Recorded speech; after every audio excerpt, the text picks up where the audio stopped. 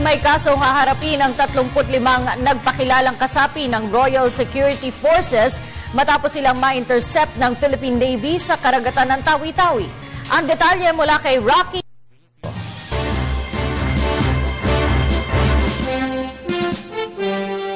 Salamat, Kati.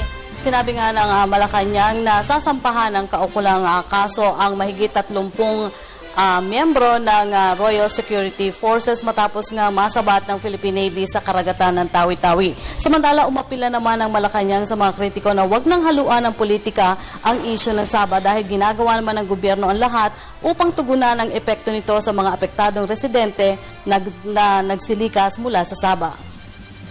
Kakasuhan ng illegal possession of firearms ang 35 nagpakilalang miyembro ng Royal Security Forces matapos ma-intercept ng Philippine Navy sa karagatan ng Tawi-Tawi kaugnay pa rin ng tensyon sa Sabah. And in fact, we have a COMELEC gun ban existing. So hindi lang under the revised code but also under appropriate election laws, they can be charged immediately with illegal possession of firearms and other deadly weapons. Gate ni De Lima, mas malinaw na nagkaroon ng paglabag ng illegal possession of firearms dahil hindi pa niya tapos ang investigasyon ng composite team sa umano'y conspiracy theory. The Philippine government has the jurisdiction to look into those violations and file the appropriate charges. It's the duty of the state to enforce its own laws, whether against its own nationals and foreigners. Nilinaw pa rin ang kalihim na hindi pa isinasantabi ang isyu ng conspiracy kaugnay ng Sabah standoff. Nasa Naval Task Force 62 sa Panglima Sugala ang mga naaresto upang matiyak ng mga ito. We are still investigating.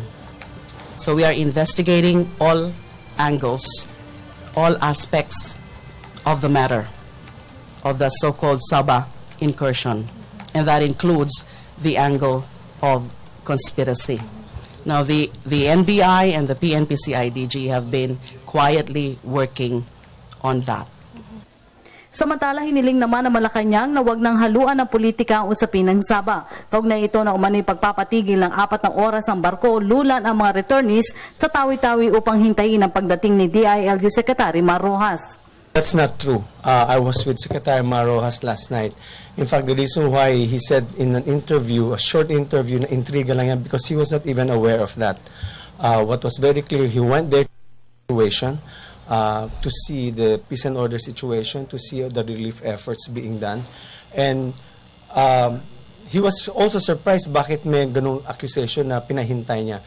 Samantala, hindi anya may tutuloy na nagkaroon ng maling pagtugon ng gobyerno sa usapin. Humaharap kasi ang mga miyembro ng gabinete sa media para ipaabot ang aksyon ng pamahalaan sa epekto ng kaguluhan sa lugar. So we believe that we continue to inform the public now that there was that violence is erupted. What we would like to lay out is what the government is doing in so far as protecting our Filipinos in Sabah and those displaced individuals who have returned from Sabah. Nauna na nga tiniyak ng Malacanang na kailangang protektahan ang kapakanan ng libong Pilipino na nasa Sabah. At yan po ang ating pag-uulat sa Malacanang sa tulong ng RTVM. Ako po si Rocky Ignacio para sa Telebisyon ng Bayan. Maraming salamat, Rocky Ignacio.